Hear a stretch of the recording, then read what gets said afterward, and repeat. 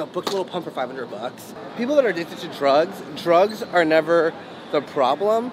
Drugs are the solution to the problem. I'd get arrested a lot of times, and usually it's like for like drug possession, and they'd make you go to meetings. So I knew about meetings. I knew about I knew it was out there. All right, right now we're gonna go to this rooftop garden. Okay. So for a sidewalk journey, guys. You're not supposed to go up here unless you're a guest. Yeah. But we're gonna film it, and if we get caught, we get caught. So now we have secret spot anymore. Now we have another secret spot. I have more secret spots too. Yeah. Maybe another time. All right. So how I got big names. Yeah. Later in 2010, I heard Lil B the Bass God. Yeah. And I loved it, and it wasn't like it's not stuff I could play at Hipsters Hard Hit. So I was like, I'm gonna change this to Go Ham Productions. And my boy goes, "Oh, dog, we're gonna go ham on everything." And I was like, "Holy shit, ham on everything! That's the name. That's so like weird and ambiguous." Hi, this is Lauren Engel of Sidewalk Talk. I'm here with Adam. Ham on everything. Hey, Adam. Adam goes ham on Instagram and Twitter. Yep. Ham on everything. So you were born in Chicago, but moved early on to like Westwood, right? I was born in Chicago, and at 1 year old, we did move to LA. I think before Westwood, we lived in Encino. Yeah. Which is interesting. Up the street from where Michael Jackson lived at one point. Oh wow! Like he lived there in the. I'm a little older. So this is in the '80s. I think it was before Neverland Ranch. That's crazy. Anyways, we lived in Encino. That I think that a year after that is when we moved to Westwood. Yeah. Where I lived until like 5th grade. Yeah, and you and your dad's personalities are really similar. He did his first, the first video store. He opened the 3rd video rental store in the U.S. But it was his idea first, he says. But even before that, like in college, he was like the college promotions manager for Columbia Records. So he was like, so yeah. And then he's done even more things like that, because then he was CEO and founder of Morpheus, which was like one of those peer-to-peer file sharing networks where you download music. Yeah. So he did that. So he's always kind of, doing shit. Yeah. And ahead of the curve. And your mom was it accounting? Yeah, she did accounting. You did good research. Yeah, she did accounting. Yeah. Actually, in the 80s, she worked down here downtown at the Bank of America building. Oh. What is her personality like? She's very, I don't know, she's like very put together and very logical and very rational. Yeah. And like, she's definitely my rock. I even have a tattoo. It says Mom, and it's an anchor, because she's literally my anchor. Oh. Then you guys are pretty different, right? Your personalities are like some places are the same. Yeah, and it's funny because I date women that are like very, oh, this sounds creepy now. I date women that are like my mom, that are very like structured and like, rational. It's like not what I'm like at all. Yeah, that makes sense then. So you're more like your dad. Definitely. Yeah, even like now that I'm older, my mom will be like, "Oh, you're so much like your dad."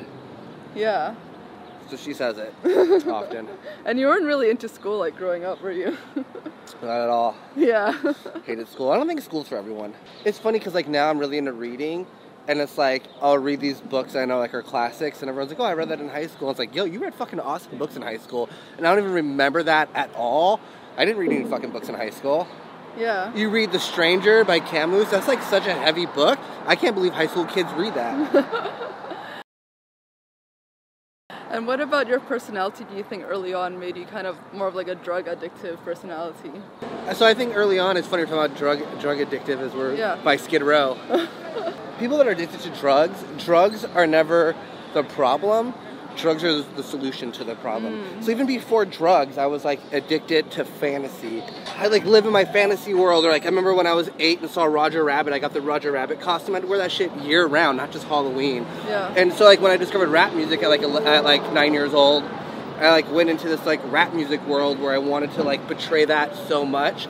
So I think it's just about wanting to escape who you are. They say addiction's a spiritual malady, not just like a physical dependency. Yeah. And the only way to fill a spiritual malady is with spirit. So like drug addicts, we try to fill it with drugs, pills, drinks, sex, food, shopping, whatever it is. But nothing's gonna fill that except for like spirit that you get when you're in recovery and work in a spiritual program. Yeah. So I think early on, I just wanted to escape so bad that, I didn't give a shit about school or anything else. When I discovered drugs, I was like, oh, because at first drugs work for you. It's like, that was my spiritual awakening at first. You know, like, I like finally felt comfortable. I finally felt accepted. I finally felt like, you know, not awkward. So, I don't know. I ran with it. Yeah. But you didn't, but like the creative side wasn't that strong for you? Like that wasn't something that you could like put yourself into back then? To escape? No. Yeah, I didn't do anything creative, like even throwing shows. I didn't do any of this till I got sober. But you were into like the Beastie Boys and stuff, right? Earlier on. Shit. Yeah, I was into rapping. Like I rapped, but I like, funny, every year I'd be like, all right, this is a year where I'm really gonna make it rapping. I'm like gonna get beats from this person, try to get a feature from this person. Like I knew the formula that would work, but like all I ever really did is like do drugs and like rap with my homies and like record it into a tape recorder in the car, like freestyling. Yeah. Like I never like made music. I never even went into the studio until I got sober. Damn. What did your parents think of the whole thing? Oh, they weren't down with it. I was like kicked out of the house pretty early on. If I was using drugs, I wasn't allowed to live there, which is good. You know, you have to like you got to set a hard bottom if you're like kids on drugs. Yeah. Was your mom kind of like addictive personality? She was an alcoholic, and now she's 19 years sober. Oh wow. Yeah, so she's been sober for a while. So even growing up, I knew about like AA. So I knew about the options to be sober. I knew it existed. Early on, like I'd get arrested a lot of times, and usually it was like for like drug possession, and they'd make you go to meetings. So I knew about meetings. I knew it was out there. Yeah. Early on. And then kind of the turning point was it the teenage super soul or something? Yeah. So first I was really into hard drugs.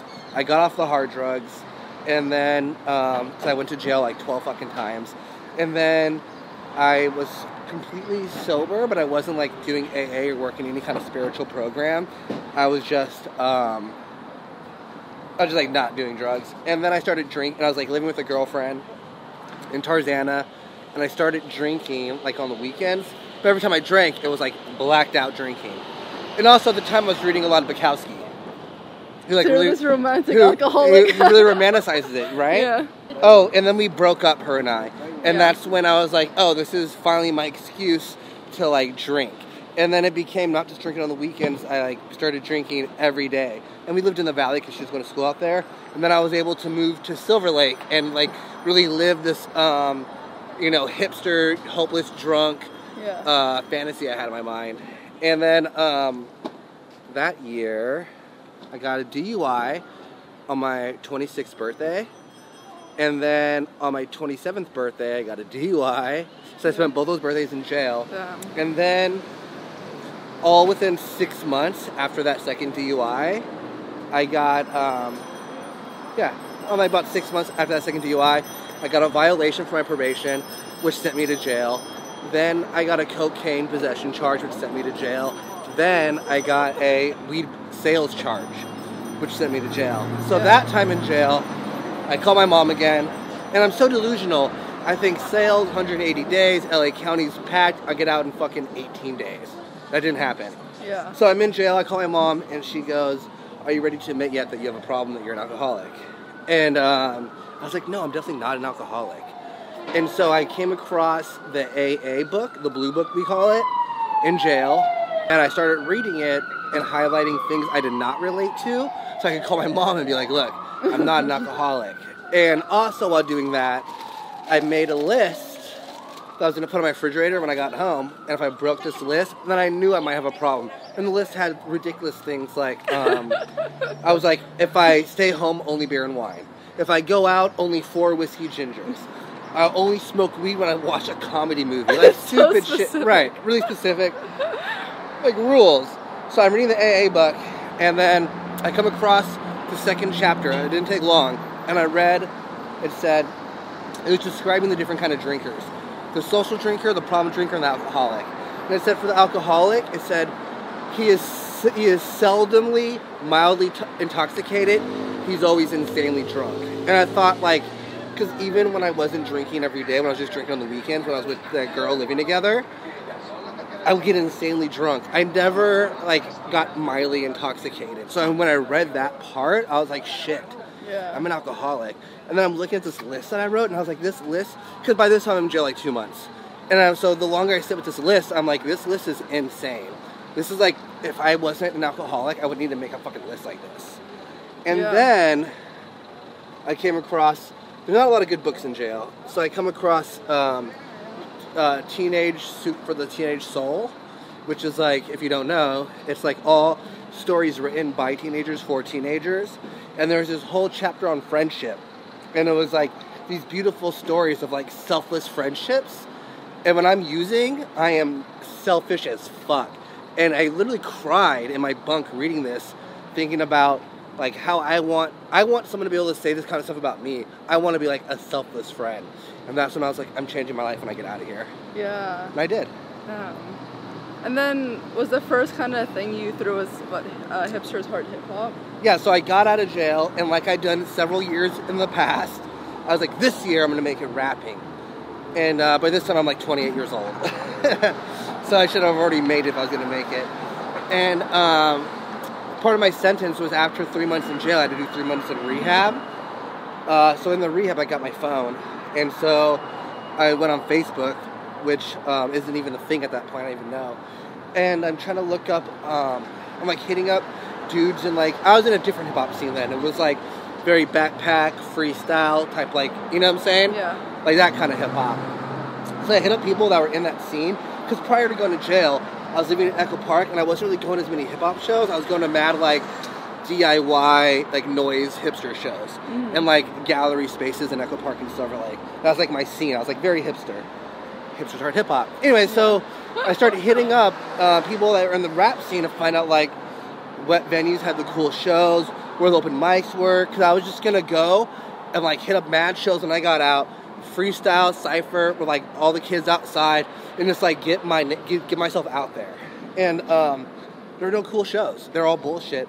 All the hip-hop shows, this is, like, 2009, we're at a space called Terrace Theater, which is, like, a bullshit restaurant theater in Pasadena. Like, that's where the rap shows were. It was so stale and boring.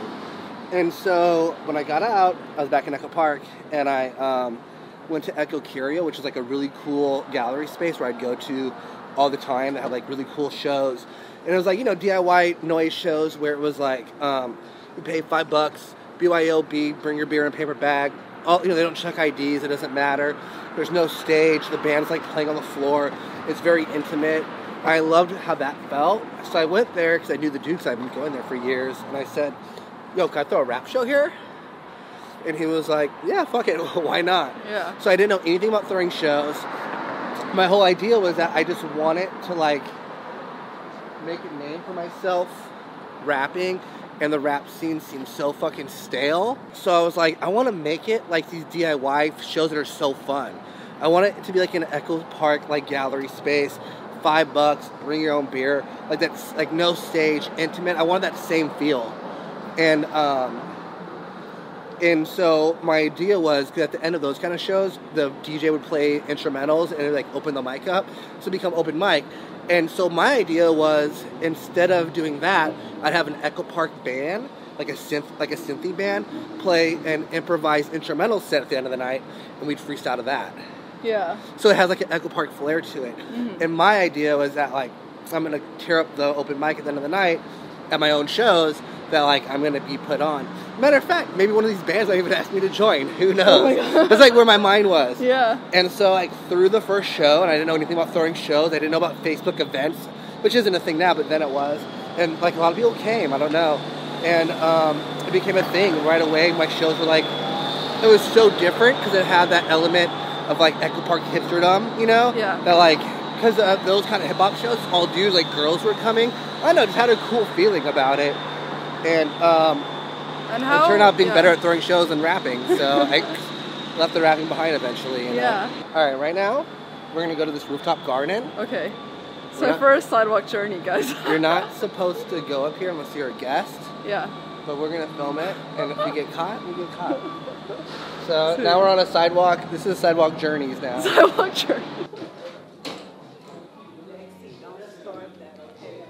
See, what I like about in LA, we have so many, like right now we're in Little Tokyo, and there's like and you think like it's all city, it's all downtown, there's Skid Row, but there's so many little things. Oh yeah. Like this rooftop garden, and so I love to like take a book and just find serenity. But like I'm just gonna go up the street to this garden, and when I'm up here, I feel like I'm fucking in the woods or in the mountains. You know? Yeah. I'm just looking at these pictures like over here. Yeah. So cool. Damn.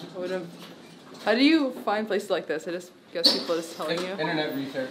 Damn. I need to get better at this, guys. Wow. What the hell? You go up here, it's less noisy. Okay. Oh yeah. Which is funny because what I was just kind of listening to. Yeah, I was just gonna say. So now we have secret spot anymore. Now we have another secret spot. I have more secret spots too.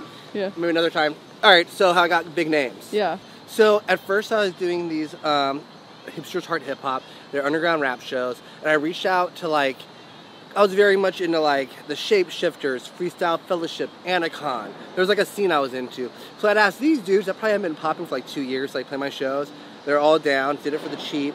And then after 2 or 3 of the shows, I was friends with a guy named Chesky Ramos. Do you know who that is? No. You guys should all look up Chesky Ramos. He's this amazing folk rapper, singer. Like he like is in a death metal band. He screams. He's a rapper and can rap really fast. He plays guitar and does folk music. His like sets, he raps and then he'll do a part where he'll like get on the floor and bust out the guitar and he does like a folk rap, like fast rap. He's just so talented. And he has one of the last like popular indie rap labels, like in like real hip hop, not like trap music, called Fake 4 Records. And so we were just friends. I'm just a fan, and we were just friends on Facebook. And he saw what I was doing, like how the shows were and how it was this different atmosphere. And he hits me up and he goes, "Yo, so this is, I've probably done 2 shows at this point, maybe 3." And he hits me up and he goes, "Yo, do you want to do a show for AWOL 1? And so AWOL 1 is from the Shapeshifters, and it's like I would go to Shapeshifter shows, and it was like I want to like break up with my girlfriend, quit my job, like fucking do drugs and rap. Like it like had such an influence on me. I loved the Shapeshifters. They're all like white and Latino dudes from Venice that were like just like graffiti kids, and they're like so cool. And so he was like, "We're putting out AWOL 1 record. Do you want to do a show with AWOL 1?" And I was like, "Holy shit, yes!" Yeah. And then, so AWOL 1 I liked a lot. I liked Shapeshifters, but I was a huge fan of Anacon. Now, probably now you know Anacon as like weird beat stuff, right? Yeah. But back in the day, it was like weird hip hop, like experimental hip hop. And when I first heard Anacon, it was probably 1999 or 2000, so it was a long time ago. And I was like smoking weed in my car, listening to Santa Barbara's college radio station, and the song came on called Bottle of Humans. And it was like this crazy rap song, and it was like poetic, and it was like different styles. And I was like, what is this? Ended up being Soul from Anacon, but I later found out it was white, which influenced me, because here I am, because at the time, you know, I think Eminem just came out. There just wasn't a lot of white rappers. So I was like, oh shit, like, and he was like, and the stuff I was trying to write back then was like very poetic and like emo. I'm also an emo kid. And so it was such a huge influence. So anyways, the next show, he goes, "We're putting out Soul's record. Do you want to do a Soul show?" And I was like, what? Oh my god. And then he's like, "I'm gonna have Soul call you." He literally calls me, and it's like his voice from the records on my phone. So like that was already really cool. And then he was like, "I'm coming to LA. We're gonna do a Fake 4 Fest. Do you want to help me throw it at the Echoplex?" Yeah. And this is like 2010. And it was Freestyle Fellowship, the Shapeshifters, Soul and the Skyrider Band, just dudes that I was like, so Freestyle Fellowship was like the most important underground LA rap group. You guys should look all this stuff up. Yeah. So that was like already a huge deal. And then later in 2010, I heard Lil B the Bass God. Yeah. And I loved it. And it wasn't like, it's not stuff I could play at Hipsters Heart Hip Hop. It wasn't that big back then when you first found it. No. Yeah. I mean, Wonton Soup had just come out. And I just loved, it was like, it was definitely stuff I couldn't play at like my hip hop shows I was doing. And then also that's when Waka Flocka's Hard in the Paint came out. And that record, Waka Flocka's Flockavelli, especially Hard in the Paint, and Juicy J's Rubber Band Business, both produced by Lex Luger, was the start of like this new wave of trap music in 2010. It was like a whole new thing. And so when I heard this, I was like, I love this shit. And so I used to go to this night at the Shortstop in Echo Park called Wildlife Wednesdays, and it's like a lot of OG LA party dudes. If you've been in the scene, you probably know. It's like, it was Morse Code, the Mike B, all these dudes are like guys I looked up to who were part of like the Steve Aoki, you know, DJ AM Banana Splits kind of crew. So they do this rap night that would play like ignorant rap, which is not what my shows were, and I'd go every Wednesday. I love it. My boys like do the cooking dance, but they never played Lil B because Lil B wasn't that big yet. And so I went to the shortstop and I said, could I do a night here? And they're like, sure. They're like, you could do, this was before him and everything. Okay, so I was like, can I do a night here? And they're like, yeah, you could do every other Thursday. And so I called it Hipsters Hard Hip Hop Presents Swag It Out at the Shortstop, where all we played was like Lil B, Gucci Man, Soulja Boy, Waka Flocka, and it was just so much fun. And I was like, I love this shit. And this was like, and like, I was like, I don't, and even, so at that night, I was talking to my homeboy DJ Stereotype and my homeboy Roma, who's my partner now, and I was like, I want to like change what I'm doing. I don't want to do hipsters, heart hip hop. That pigeonholes me to like a certain kind of thing. Yeah. I want to like branch out to where I can do this kind of stuff. And also I like stuff like Harmar Superstar. Do you know who that is? No. He's like this crazy dude that does like R&B soul music. But he's like a fat white guy. And as he performs, like clothes comes off. Or like Ninja Sonic was popping back then. So I want to do like more different kinds of stuff. I didn't want to be in this like pigeonhole like thing that I put myself in. So I was like, I'm going to change this to Go Ham Productions. And my boy goes, oh, dog, we're going to go ham on everything. And I was like, holy shit, ham on everything. That's the name. That's so, like, weird and ambiguous. And so at the time also, this is 2010, I was going to a lot of warehouse parties. And in LA in 2010, because now you go to warehouse parties, you're going to hear rap, trap music, EDM. There was none of that in 2010. Warehouse party 2010 was house music, like, straight up. So The Well, who's, like, salon and like clothing store now, they used to have a warehouse and they throw these awesome fucking parties, but it was like always house music. So I loved the scene. I loved that it was like these warehouse parties and it felt freeing and it felt like no restrictions, but I fucking hate house music. And it's like boring disco house music where after a while everyone's just like, I'm like, this is boring. I was like, but what we do at the shortstop, people are going nuts. They're cook dancing, they're like, girls are twerking.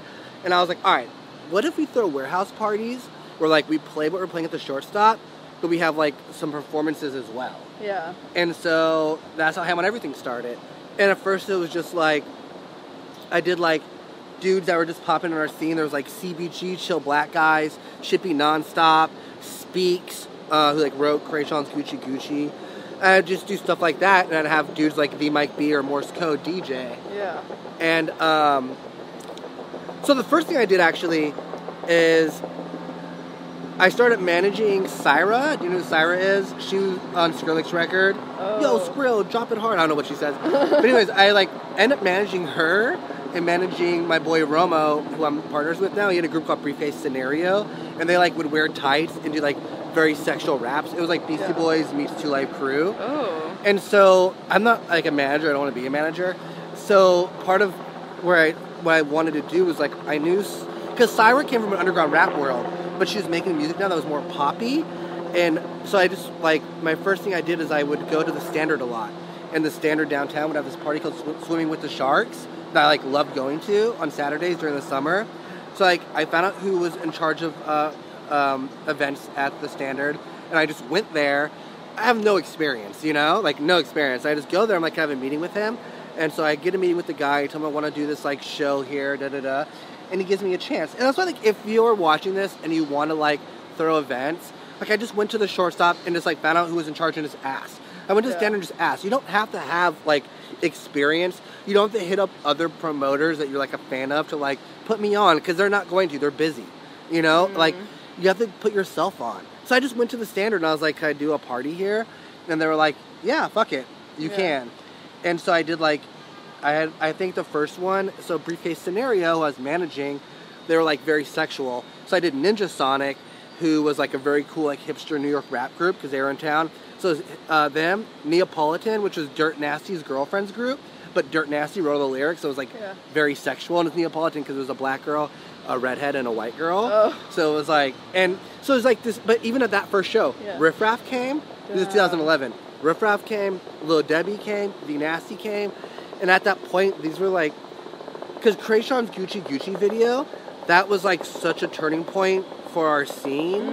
You know what I mean? Because it was like, in that video, they're doing the Lil B cooking dance. They're on Fairfax, odd features in the background. So like to have Riff Raff and Lil Debbie and these people at my party, I was like, this is crazy. And then I booked Briefcase Scenario. I got them on this show at a place called The Villa, which is Anthony who throws Overpass. You know Overpass? No. Oh, it's like the worst. I shouldn't say that. It's like an after hours for people that want to do cocaine. And so he used to do this thing called The Villa. So I booked him for the show. There's this cool, like, 2-story empty house in Westlake in, like, MacArthur Park. Yeah. And I found out who owned it, and I talked to him, like, can I get your number? Yeah. And I was like, can I do parties here? And it was like, could go till 4 a.m. So I started doing, on January 2012, every first Wednesday of the month, just for that month, I did a party called Ho House. Yeah. Because it was an empty house in Ho, ham on everything. Oh. And on the last one, Yeah. I got Danny Brown to perform as like a secret guest. And he was like, 2012, he's pretty big at the point. Yeah. And at that party, I would do like, I think I did free alcohol the first hour. So like a line would build up. And this was like the start of everything, because then people got in their mind, oh, to get to ham, you got to go early. Oh. And then like, I don't know, that just like from there, everything just jumped off. Yeah. And then and it's funny because since then, obviously, it's like, when I did the shortstop, I just wanted to play Lil B. I just wanted to play Waka Flocka. I had no... And he got them in the end. Yeah, I had no aspirations to book them to perform. That wasn't even a thought in my mind. And it's like, not only do... Because when I book people for a warehouse party, they're not... Like, they get a lot of money. Waka Flocka gets a lot of money to do a show. To do a fucking Hollywood club walkthrough. I don't have that kind of money. It's a DIY warehouse party. So for them to do these shows, they're taking less money, which means they have an understanding of like, oh, this is about a culture. Yeah. This isn't like a money play, this is a culture play. So like, not only have I got Waka Flocka or Lil B to play, it's like they recognize Ham on Everything as an essential part of the culture, and that's like insane to me. Yeah. How did you kind of explain that to them, or like make them understand what Ham on Everything was about?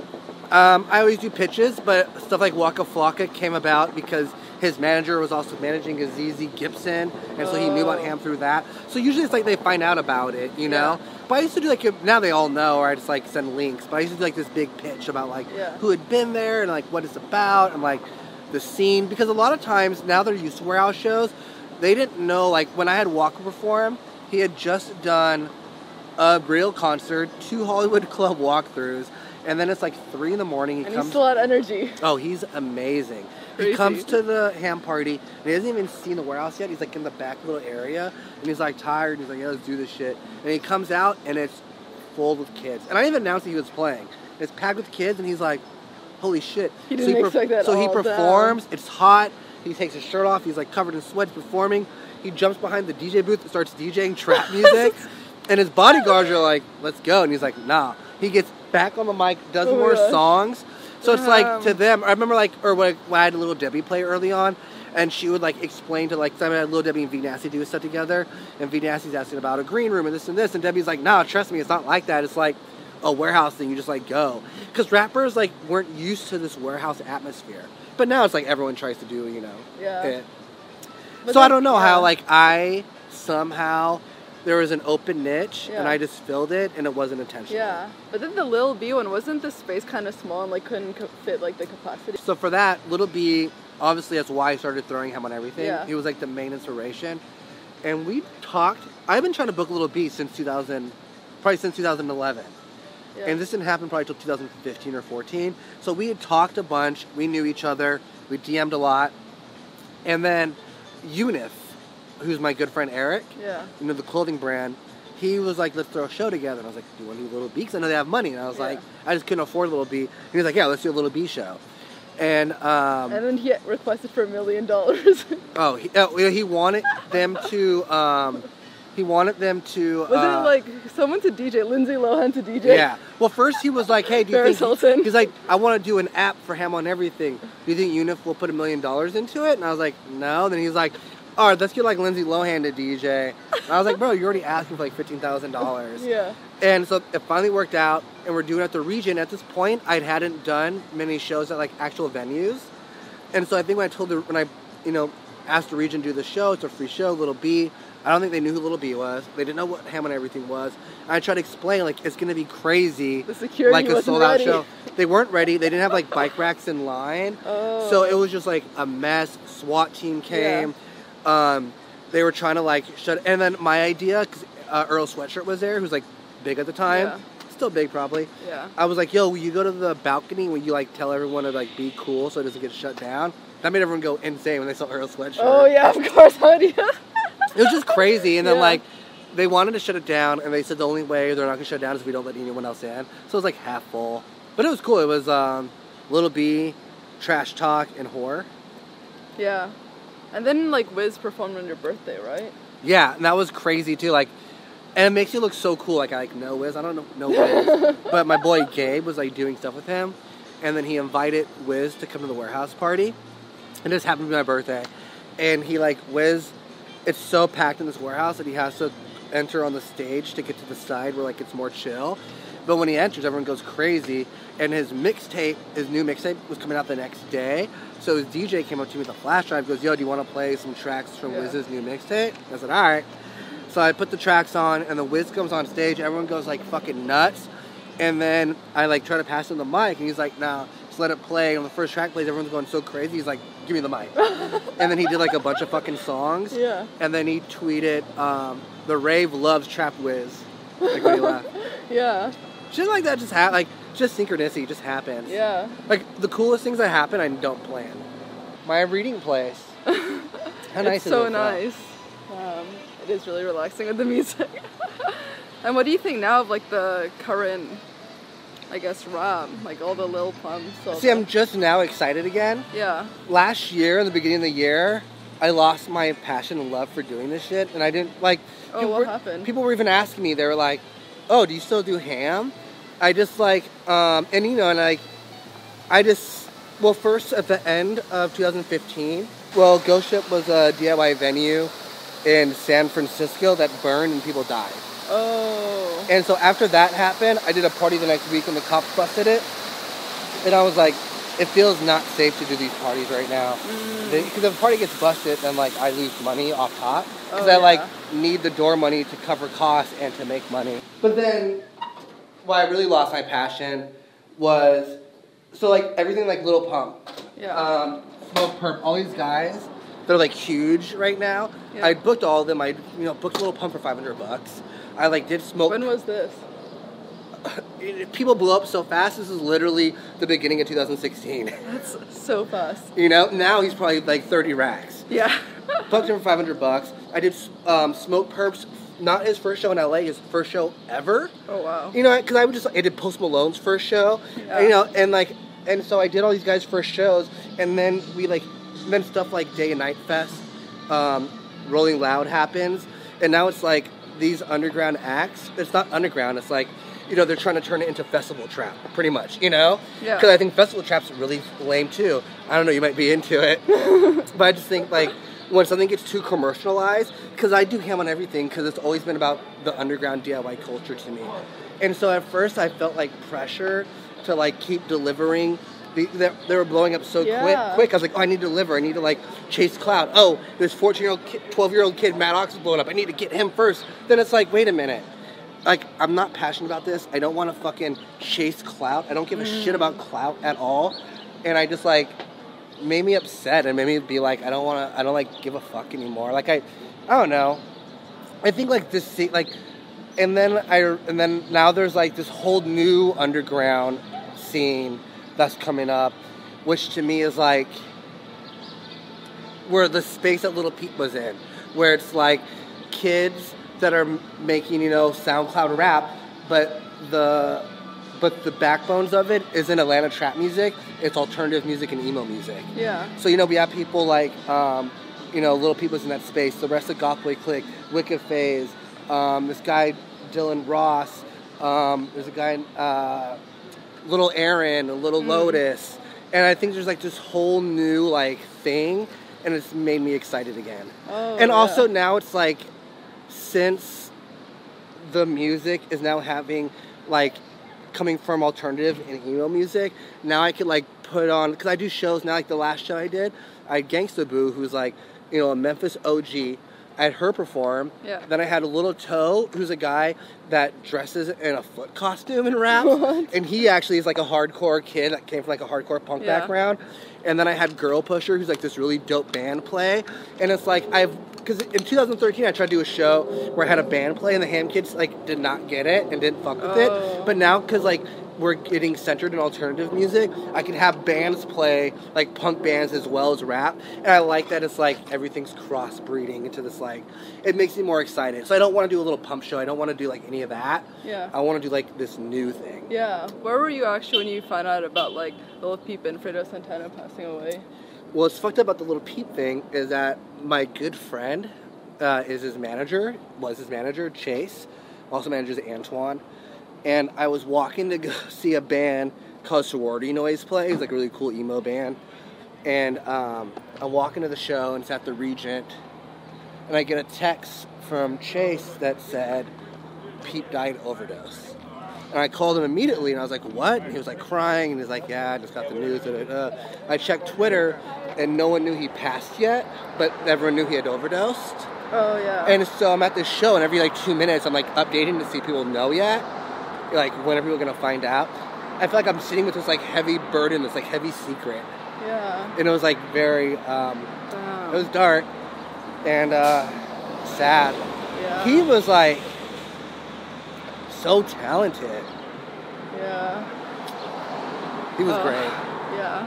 And then Fredo, I just happened to wake up that morning he died, because he died, like, the early hours, whatever.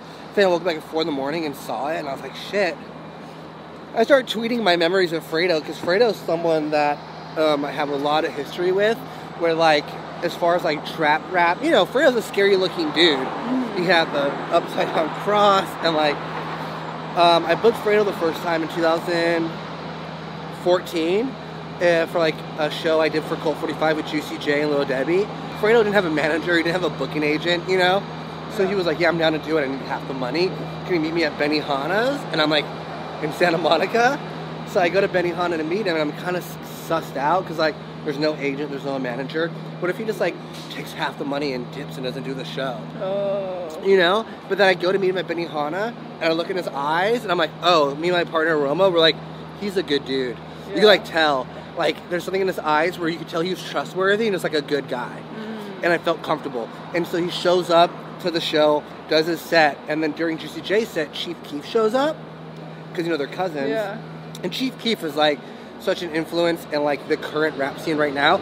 All the influence comes from Lil B, Chief Keef, and Space Ghost Perk, as far as, like, the scene goes. Yeah. And so Chief Keef shows up, so as soon as Juicy J was done, I let Chief Keef and Fredo go back on. They just, like, rap. They have these gun raps going back and forth. The venue turns the lights on. It's 2 in the morning. They cut all the sound except for the monitors. They're still rapping. Oh, my gosh. They love rapping. And then, that was in, like, October of 2014. And then January 1st, like, the first day of the new year, I get like, 3 in the morning, I get a DM from Fredo. Yeah. And he goes, yo, Little Reese is in town. Let's do a GBE reunion show with me, Reese, and Chief Keef. Can you get this, like, crazy amount of money? Yeah. And I was like, no. And the show, he wants to do the show, like, in 3 days. Yeah. Like, I can't get that kind of money. I was like, this is the most I can get. Yeah. And he goes, fuck it, I'll cover the rest. I want this to happen.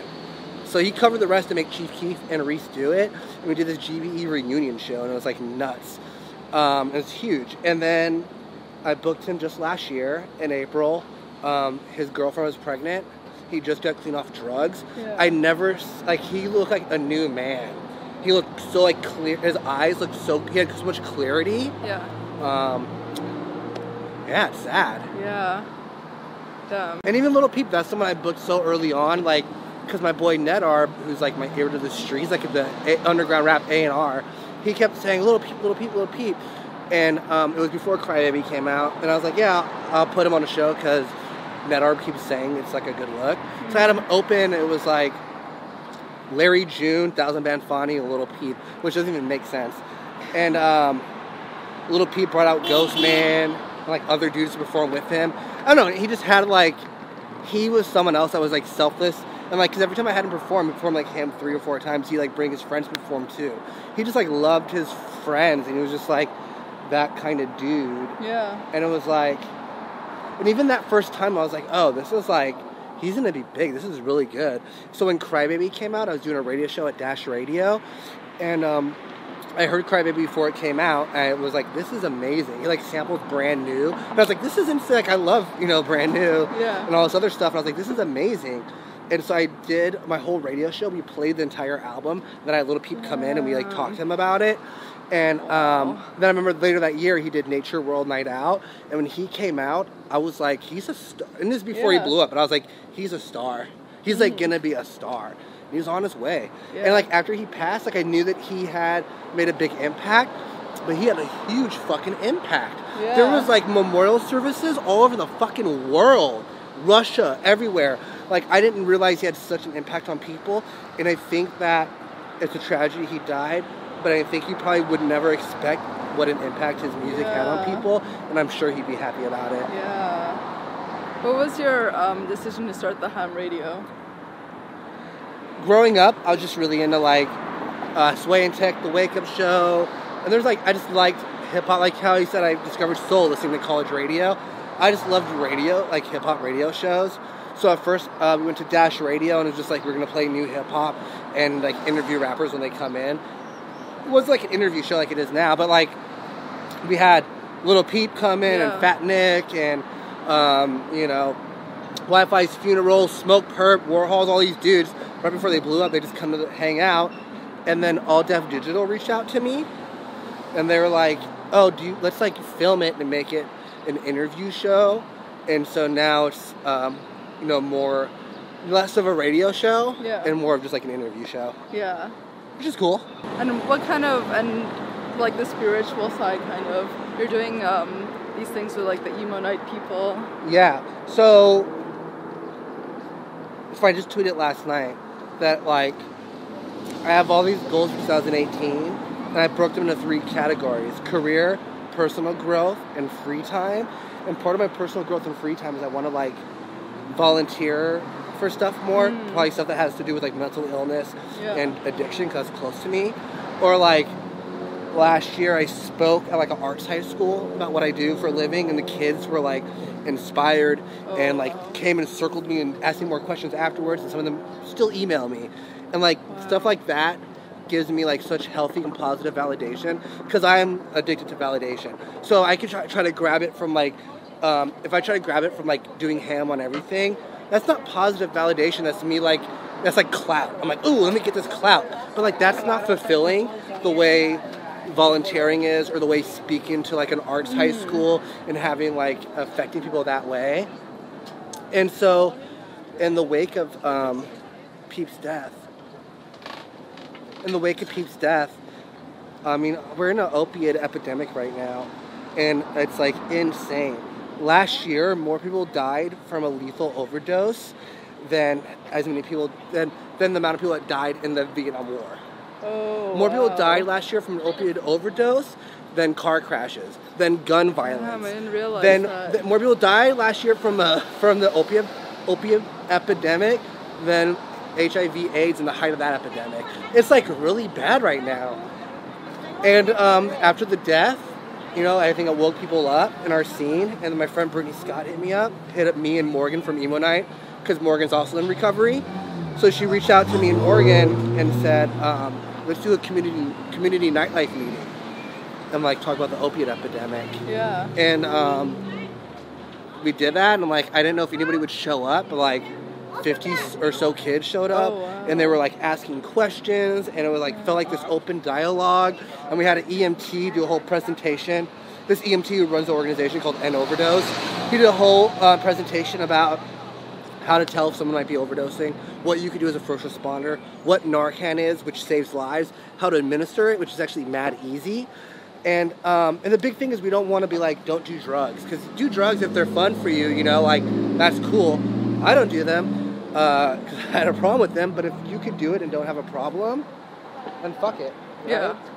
But you have to do drugs responsibly. So it's like, don't do drugs alone, especially if you're doing opiates and pills, because you don't know if it's cut with fentanyl. So you know, if it's too heavy and he's overdosing, at least you're not overdosing also, and you could help.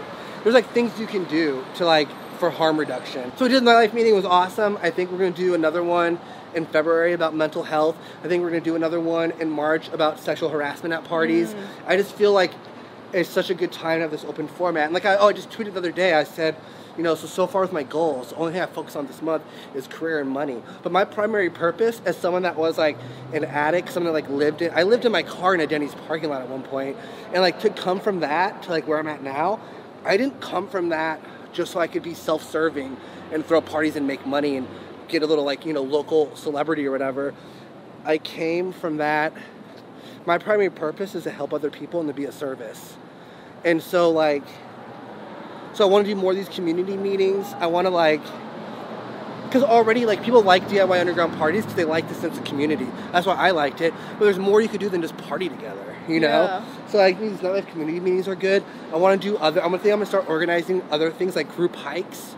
Other things that get these kids who are in the scene. Because a lot of us, you know, we party, we deal with depression. So it's like, to be able to connect with people from the scene in other ways besides parties, I think is awesome. On social media, it's like so popular and so cool to like be sad or be depressed, be a sad boy.